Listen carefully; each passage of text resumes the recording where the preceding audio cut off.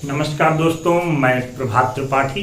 आप सभी का स्वागत है आपके अपने YouTube चैनल दक्ष दृष्टि लाइव पे। दोस्तों, अब कोरोना धीरे धीरे समाप्त होने की कगार पर है। केसेज अब धीरे धीरे कम हो रहे हैं। अब कुछ समय बाद ही आप देखेंगे कि सारे एग्जाम गवर्नमेंट कंडक्ट कराना स्टार्ट कर देगी। पेट का फॉर्म आ चुका है, यूपीएसआई का फॉर्म भरा जा रहा है। एनटीपीसी की जो एग्जाम 7वें फेज का रुका हुआ था वो एग्जाम प्लस फेज सेकेंड का एग्जाम या गवर्नमेंट के सेट का एग्जाम है ना, ये सारे एग्जाम आप देखेंगे कि जुलाई महीने में, जुलाई से अगस्त तक स्टार्ट हो जाएगा।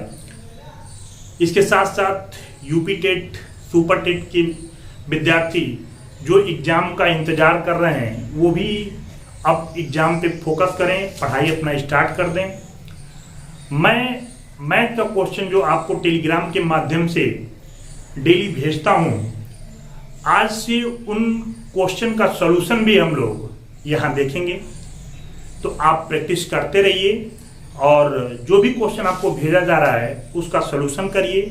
नहीं समझ में आ रहा है तो उसका वीडियो सॉल्यूशन मैं साथ साथ उसका लिंक मैं आपको शेयर करूंगा, उसे भी देख के आप आसानी से समझ सकते हैं। तो आइए शुरू करते हैं। आज का जो क्वेश्चन हमने भेजा था आपको, पहला क्वेश्चन था, एक कक्षा में छात्रों का 3/5 लड़कियां हैं तथा शेष लड़के हैं। यदि लड़कियों का 2/9 और लड़कों के 1/4 छात्र अनुपस्थित हैं तो कुल विद्यार्थियों की संख्या का कितना भाग उपस्थित है।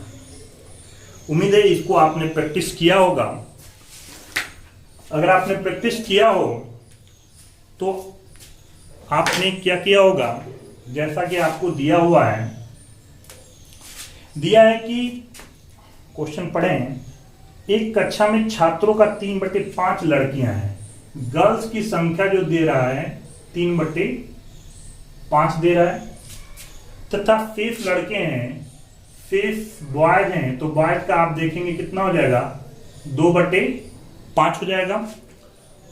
आगे बात कर रहा है, यदि लड़कियों का 2/9 और लड़कों के 1/4, लड़कियों का 2/9 और लड़कों का 1/4 अनुपस्थित हैं, अब्सेंट हैं, तो अब्सेंट होने वाले गर्ल्स की ये संख्या है और ये अब्सेंट होने वाले बॉयज की संख्या है। ठीक है, आपको बताना है कि कुल विद्यार्थियों की संख्या का कितना भाग उपस्थित है।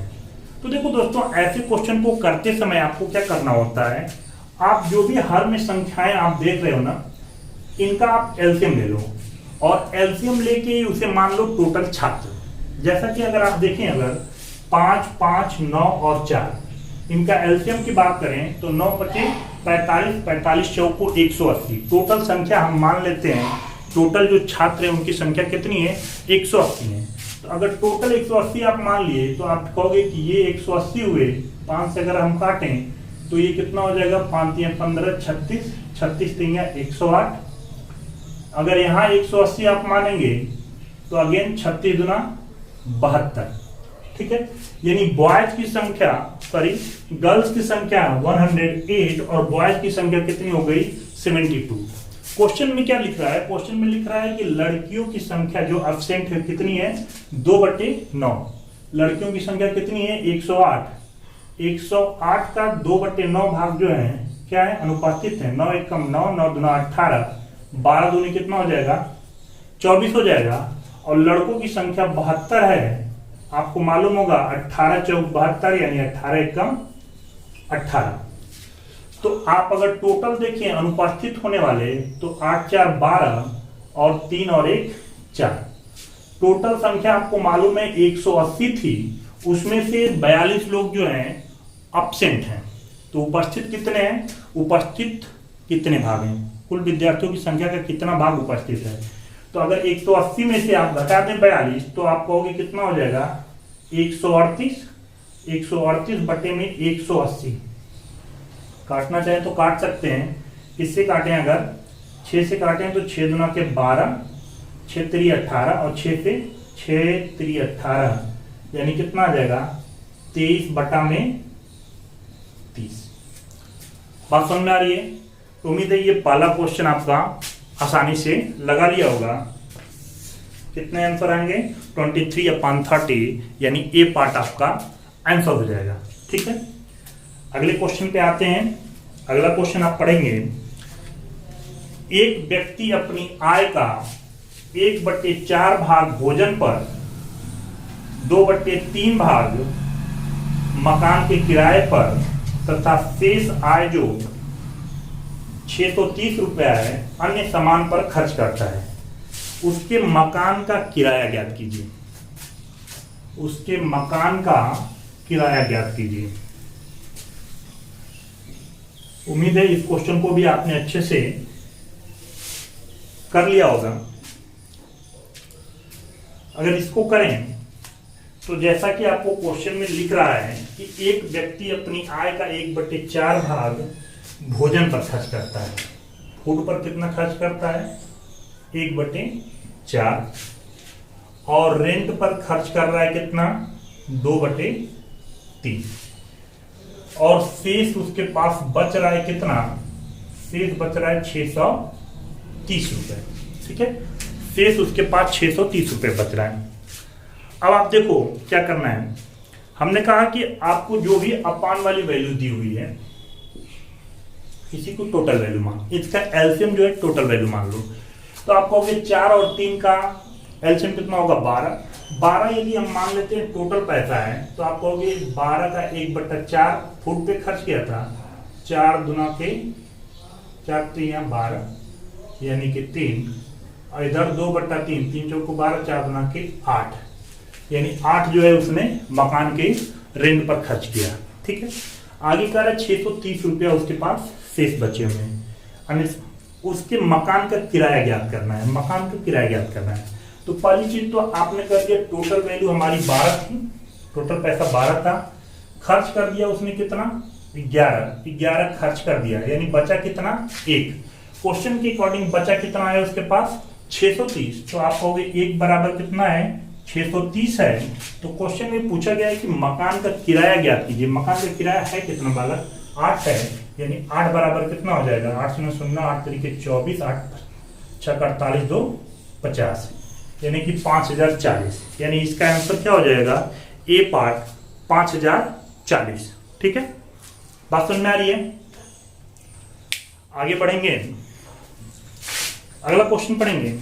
एक व्यक्ति अपनी आय का 1/3 भोजन पर, अपनी आय का 2/5 मकान किराए पर तथा अपनी आय का 1/5 कपड़ों पर व्यय करता है। यदि उसके पास अभी भी 400 शेष रहते हैं तो उसकी आय क्या होगी? है ना? तो देखो दोस्तों, आप पढ़िए पहले। एक व्यक्ति अपनी आय का 1/3 जो है भोजन पर, 1/3 भोजन पे खर्च किया। आगे अपनी आय का 2/5 जो है मकान के किराए पर। आगे अपनी आय का 1/5 जो है कपड़ों पे, क्लॉथ, 1/5। ठीक है, और शेष उसके पास अभी भी कहा जा रहा है कितना बाकी है? 400 बाकी है। जैसा कि हमने शुरू में आपको बताया, आपको क्या करना है, जो भी अपान में वैल्यू दी हुई है उसी का एलसीएम लेना है और उसी को टोटल वैल्यू मान लेना है। उसी को क्या कर लेना है? टोटल वैल्यू मान लेना है ना? तो अगर 3 5 5 का अगर आप एलसीएम लेते हो तो 15 होगा। 15 को आप टोटल वैल्यू मान लो, तो आप कहोगे 15 अगर उसके पास टोटल था 1/3 खर्च किया है, तो 3 5 15, 5 1 5, इधर भी 5 से 5 3 15, 3 गुना के 6, इधर भी 15, 5 से 5 3 15, 3 1 का 3। तो अगर आप देखें तो उसने टोटल खर्च कितना किया? 6 5 11 और 11 3 14 रुपए खर्च कर दिए। आप कहोगे टोटल उसके पास 15 रुपए थे, 14 रुपए खर्च कर दिए, तो बचा कितना? 1 बचा। क्वेश्चन के अकॉर्डिंग उसके पास बच रहा है कितना? 400। तो आप कहोगे ये कितने के बराबर? 400 के बराबर। क्वेश्चन में क्या पूछा है बालक? तो उसकी आय क्या थी? तो आय हमने 15 माना हुआ है। आप कहोगे 15 बराबर क्या हो जाएगा? 15 चौको 60, यानी कि 6000 यानी कि तीसरा इसका आंसर हो जाएगा 6,000 रुपये। बात समझ में आ रही है? आगे बढ़ते हैं, अगला क्वेश्चन पढ़िए। एक क्वेश्चन, एक छड़ की 1/10 भाग लाल रंग से, 1/20 भाग नारंगी रंग से, 1/30 भाग पीले रंग से, 1/40 भाग को हरे रंग से, 1/50 भाग को नीले रंग से और 1/60 भाग को काले रंग से और शेष भाग को वायलेट से रंगा गया। यदि वायलेट रंग से रंगी भाग की लंबाई 12.08 मीटर है तो छड़ की लंबाई ज्ञात कीजिए। तो सेम क्वेश्चन है, बहुत ज्यादा इसमें कुछ करना नहीं है। जैसे क्वेश्चन में लिखा हुआ है 1/10 जो है रेड, नारंगी यानी ऑरेंज कलर का हो गया 1/30, सॉरी 1/20, 1/30 भाग येलो 130, 1/30, ग्रीन जो है 1/40, ब्लू जो है 1/50 और ब्लैक जो है 1/60 और शेष जो है वायलेट कलर का है ना, और जिसकी लंबाई दी हुई है 12.08 मीटर है ना। तो छड़ की लंबाई पूछी जा रही है, सिंपल सा कंसेप्ट है। अगर आप बात करें, हमने कहा कि आपको जो भी अपान में वैल्यू दी हुई है इसका एलसीएम ले लो और एलसीएम लेके उसे अब मान लो टोटल वैल्यू है ना। तो 10, 20, 30, 40, 50, 60 का अगर एलसीएम लेते हो बालक तो आपको मुंह जुबानी याद होगा 600 एलसीएम आ जाएगा। 600 यदि टोटल वैल्यू है तो आप कहोगे कि भाई 1/10, 600 का 1/10 कितना हो जाएगा 60। ऐसे ही 600 20 3 60 यानी 30, अगेन 600 30 दुना के 60, अगेन 600 15 चौक को 60, अगेन 600 12 25 60, अगेन 600 10 10 में 60। बात समझ में आ रही है? क्लियर है? अब देखो अगर इन्हें आप सम करो तो आप कहोगे ये कितना है भाई 5 2 7 है, इधर कितना है 6 3 9 9 2 11 11 1 12 12 1 13 13 1 14, यानी कि टोटल 147 जो आ गया ये रंग है। शेष कितने बचे? तो आप कहोगे कि टोटल आपने माना हुआ है कितना 600, टोटल माना हुआ है कितना 600, इसमें से 147 आपने रंग लिया तो बचा कितना, बच जाएगा 453 है ना। क्वेश्चन के अकॉर्डिंग बात करें तो क्वेश्चन के अकॉर्डिंग यही 453 जो है दिया हुआ है कितना 12.08 के बराबर। तो आप कहोगे, इसलिए क्वेश्चन पूछा क्या है वैसे छड़ की लंबाई बतानी है, तो छड़ की लंबाई 600 है, 600 बराबर आप कहोगे कितना 12.08 अपान में 453 मल्टीप्लाई बाई 600, ठीक है। अगर दशमलव काटें आप तो ये दशमलव हटाओगे 0 इधर आ जाएगा, ठीक है, ये खत्म हो गया। अब इसके बाद 2 जीरो से आपकी 2 जीरो कैंसिल है ना।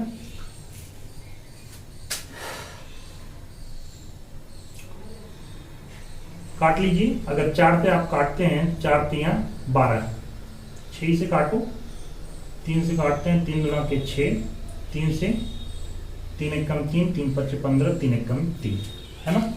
15 बटे 120 होता है, ये 8 बार, 8 दुना के 16, यानी कि 16 मीटर आंसर हो जाएगा। आंसर अगेन इसका भी क्या होगा फर्स्ट पार्ट हो जाएगा। बात समझ में आ गई? अगला क्वेश्चन पढ़िए। एक तेल का टीन 4/5 भरा हुआ है। जब 4 बोतल तेल निकाल लिया जाता है और 4 बोतल तेल डाल दिया जाता है तो यह 3/4 भरी हुई है। तो टीन में कितने बोतल तेल भरा जा सकता है? देखिएगा, एक टीन का तेल 4/5 भरा हुआ है ना, भरा हुआ है कितना 4/5, 4/5 भरा हुआ है। अगर 4/5 भरा हुआ है ना, कह रहे इसमें 6 बोतल तेल निकाला जाता है, 6 लीटर आपने निकाला, अगेन 4 लीटर फिर आपने भर दिया, तो ओवरऑल अगर आप देखें तो आपने कितना निकाला है, 2 लीटर निकाला हुआ है। कह रहा है यानी कि 2 लीटर निकालने के बाद होता क्या है कि ये टीन जो है कितना भरा हुआ है, 3/4 भरा हुआ है। कह रहे कितना भरा हुआ है, 3/4 भरा हुआ है। तो आप पहले हमने कहा कि टीन की क्षमता जान लेते हैं। टीन की क्षमता जानने के लिए हमने ये बताया कि जो भी अपान में वैल्यू दी है उसको एलसीएम लीजिए, और एलसीएम ही आप मान लीजिए उस टीन की क्या है, टोटल क्षमता है। तो अगर आप कहोगे 5 और 4 का एलसीएम कितना होगा, तो 20 होगा। तो यानी कि अगर 20 लीटर क्षमता है, अगर 4/5 भरा हुआ था, तो आप कहोगे 5 चौक को 20, 4 चौक को 16 लीटर भरा था। और फाइनली ये 2 लीटर आपने निकाल लिया, अगर 2 लीटर निकाल लिया तब कितना भरा है, कह रहा है 3/4, तो 20 का 3/4 कितना होगा, 4 × 20, 5 × 15। यानी कि पहले आप देख रहे हो 16 था, बाद में कितना बचा हुआ है, 15 बचा हुआ है। यानी कितना बचा, 1 कम कितना हुआ, एक तरह से 1 कम हुआ। क्वेश्चन के अकॉर्डिंग कितना कम हुआ है, 2 लीटर कम हुआ है। तो आप होगे 1 ही कितने के बराबर, 2 लीटर के बराबर। तो आपने टोटल क्षमता माना हुआ है कितना, 20 कितने के बराबर होगा, 20 गुना के 40 लीटर। बात समझ में आ रही है। तो क्वेश्चन था क्या, टीन में कितने बोतल तेल भरा जा सकता है ना। तो 2 लीटर है ना, 2 1 के बराबर, यानी कितने के बराबर, 40 के। यानी इसका भी आंसर क्या हो जाएगा, तीसरा 40। बात समझ में आ गई। तीसरा एंड चौथा आंसर होगा, है ना। एक बांस के 0.1 और 5/8 भाग क्रमशः मिट्टी और पानी में हैं तथा शेष लंबाई 2.75 मीटर पानी के ऊपर है, बांस की लंबाई क्या है। तो देखो बालक, मिट्टी में लिख रहा है 0.1, या इसे आप लिख सकते हो 1/10।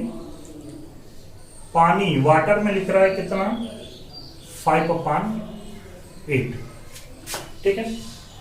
और शेष लिख रहा है, शेष आपका लिखा है कितना, 2.75। देखो भाई, हमने कहा कि जो भी अपान में वैल्यू दी हुई है, आप क्या करो, उसका एलसीएम ले लो। तो यदि 10 और 8 का एलसीएम लोगे तो 80 या 40 कर सकते हो। यानी आप मान सकते हो कि बांस की टोटल लंबाई कितनी है, 40 है। अगर टोटल लंबाई 40 है तो 1/10, 40 का 1/10 आप कहोगे कितना हो जाएगा, 4 हो जाएगा। 40 का 5/8, 8×5 40 कितना हो जाएगा, 25 हो जाएगा। तो आप देख सकते हो कि आपने टोटल लंबाई मान लिया कितना, 40, हुआ कितना ये, 25 4 29। यानी 40 में से 29 अगर आप घटा दें तो कितना बचा, 11। यानी शेष लंबाई जो बची हुई है कितना, 11 बची हुई है। क्वेश्चन के अकॉर्डिंग जो शेष बचा हुआ है वो कितना है, 2.75। तो 11 बराबर हो जाएगा 2.75, या 1 बराबर 11 दूनी 22, 11 × 5 55। टोटल लंबाई आपने 40 माना था, 40 25 चौके कितना हो जाएगा, 100, यानी कि 10 मीटर। तो उम्मीद है दोस्तों ये चीजें आपको समझ में आ गई होंगी, आपने सारे क्वेश्चन समझ लिया होगा। फिर भी अगर थोड़ा सा डाउट हो तो आप फिर से पूछ सकते हो। बताने की स्पीड थोड़ा सा हमने तेज रखा हुआ है इस वजह से, ताकि आप, ये प्रैक्टिस सेशन है, मैं क्लास नहीं पढ़ा रहा हूँ, क्लास में ये सारी चीजें आपने पढ़ा होगा, तो इसलिए ये रिवीजन के तौर पे बस एक सोल्यूशन दे रहा हूँ हिंट के तौर पे, कि आप उसको अच्छे से कर सकें और इस मेथड से करें ताकि आपका क्वेश्चन आसानी से लग पाए। ठीक है, तो आगे कल फिर मिलते हैं कुछ और क्वेश्चन के साथ। ठीक है, जय हिंद।